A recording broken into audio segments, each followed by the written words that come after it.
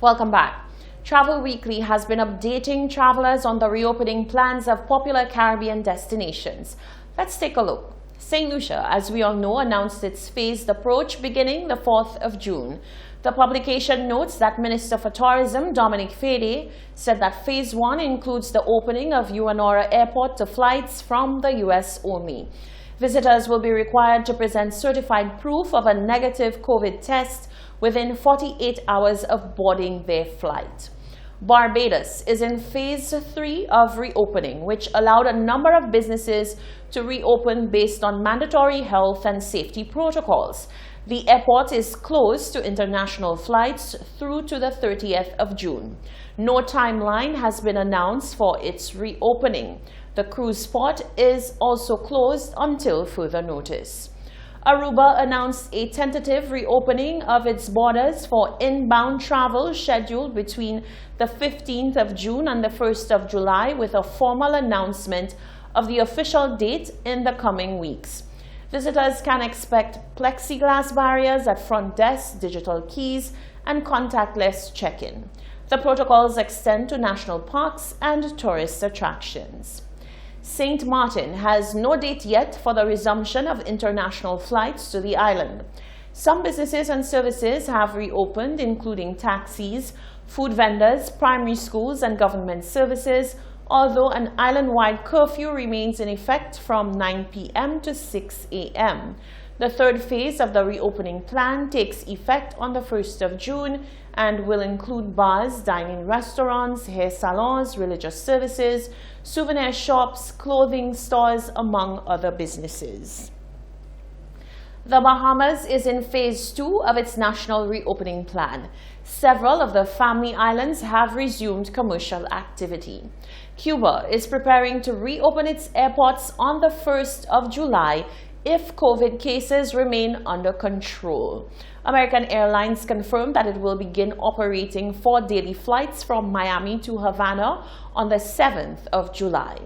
The Dominican Republic. No timeline for border reopenings has yet been announced, although the minister estimated during a media briefing that it could be within 45 days or 2 months. The first phase of the 5-phase recovery plan began on the 20th of May, with the second on the 3rd of June, the third on the 17th of June, and the fourth on the 1st of July, and the last on the 24th of August. In other news, Castries Mayor Peterson Francis is appealing to roadside vendors to be more cognizant of where they put their produce to sell. Francis says the CCC is orchestrating a plan to have all roadside vendors placed in the spot where the temporary provision market was. Genevieve Gonzague tells us more. Now you know the situation, and you know St. Lucians of people that when it comes to cleanliness, that's not one of our good words. So people spit on the sidewalk. People, you have, rodents, you have dogs, you have everything in the night. CCC cleans in the morning. The people just come. There is no power washing. There is nothing of that nature. There's no sanitizing the sidewalks. And you just go and you lay your thing bare on the sidewalk, just as something to rest on it, and that's it.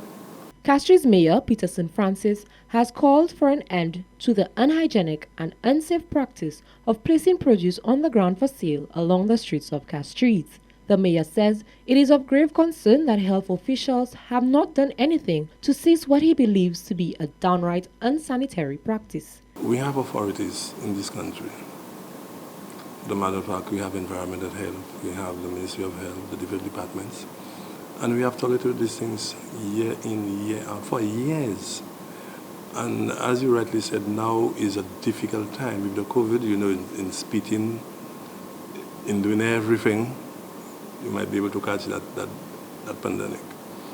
So we are now encouraging, and we hope that we'll get the backing of the other agencies. Francis says it is the hope of the City Council to remove all other street side vendors as well as coconut vendors from the side of the roads. What we are looking at right now is the street vendors, especially the provision people, is to relocate them to where we had the former vendors for the time being, so that at least they could have their stall, they could have their thing and sell this provision in a more hygienic condition. But I mean, something that we are very serious about. That is high time we have to stop that practice of cutting coconuts, and in other words, cut it, put the shell underground, and coconut is something that's staining, and then saying pick up, and you'll never be able to pick up everything the way they have because they don't have shovels, they don't have this thing. He has indicated that the plans to move these vendors should be well on the way during the upcoming week. Reporting for Hot 7 News, I am Genevieve Gonzague. Police and protesters have clashed for a second night in the U.S. city of Minneapolis after an unarmed black man died in police custody. Tear gas was fired by police while protesters threw rocks and sprayed graffiti. Businesses were also looted and fires started. George Floyd, 46, died on Monday, and video showed him gasping for breath as a white policeman knelt on his neck. The renewed clashes on Wednesday came just hours after the city's mayor called for criminal charges to be brought against the policeman who was filmed holding Floyd. It's Omar Jimenez live on the scene. Omar, you've been up all night watching these developments. Tell us what's happening now.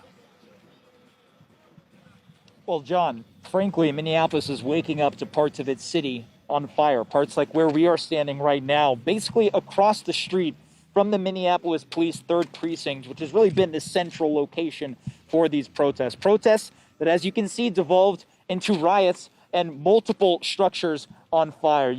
As we pan over, you see the smoke billowing across the entire southeast Minneapolis area here. And this, as smoldering and as on fire as it is, when we first got here, right before that or so, this was a 2-story building. There was a whole other section that was completely engulfed in flames and then eventually collapsed. Now you go across the street from this building. You see how the police are set up in the middle of the road right here. They had formed a little bit of a roadblock to prevent people from going across the street into literally what was an active scene of fire this morning. And then across the street is the parking lot where you see some grocery stores that have been looted. And again, this is what happened as the protests began, largely peaceful in at least 2 locations across this city, and then devolved into riots. Now you go into the central reason that we are seeing these protests. It is for the death of George Floyd, but also how that death unfolded. We have seen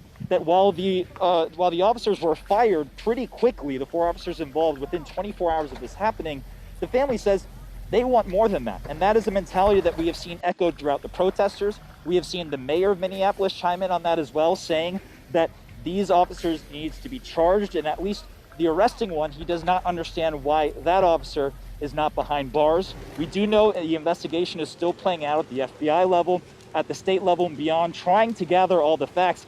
But every minute that goes by without at least an announcement of either some charges or not, the people here grow restless. And again, the central point is how George Floyd went from, in a matter of minutes, pleading for help to what eventually became an eternal silence. While St. Lucia boasts a full recovery from COVID-19 and continues with preparations to reopen its borders to international travelers, Hot 7 continues to monitor the upsurge in cases and recoveries in the Caribbean region. Genevieve Gonzague has more. International borders will be reopened in St. Lucia as of June 4th, 2020. As of May 25th, 2020, the island has recorded no new cases of COVID-19, and all 18 previous cases have recovered and been reintegrated into society. This means, as it stands, St. Lucia has a 100% recovery rate as well as 0 COVID-19 related deaths. However, the same cannot be said about the other Caribbean islands. Sister Isle Martinique to date has recorded 197 confirmed cases, 91 recoveries, and 14 deaths. St. Vincent and the Grenadines, as of May 25th, has a total of 18 cases, 14 recoveries, and no deaths. Barbados has confirmed 92 cases in total, 76 recoveries, and 7 deaths. To date, the country has completed 5,038 tests. The Dominican Republic has surpassed 15,000 cases, recording 272 new cases in the last 24 hours. As of May 25th, the Dominican Republic has a total of 15,073 confirmed COVID-19 cases, 8,285 recoveries, and 460 deaths. Thus far, a total of 69,608 tests have been conducted. As of May 24th, Jamaica has a total of 552 positive COVID-19 cases, 211 recoveries, and 9 deaths. A total of 9,637 tests have been conducted, and the results are pending for 24 samples. Trinidad and Tobago has announced that the country has no active cases of COVID-19 as of May 21st. Trinidad and Tobago recorded 116 cases, 8 deaths, and 108 recoveries. To date, there has been a total of 5,816,579 COVID-19 cases recorded globally, 358,001 deaths, and 2,519,434 recoveries. Reporting for Hot 7 News, I am Jenny Vonzai. This is the Hot 7 TV Nightly News. Sports and weather are coming up after the break.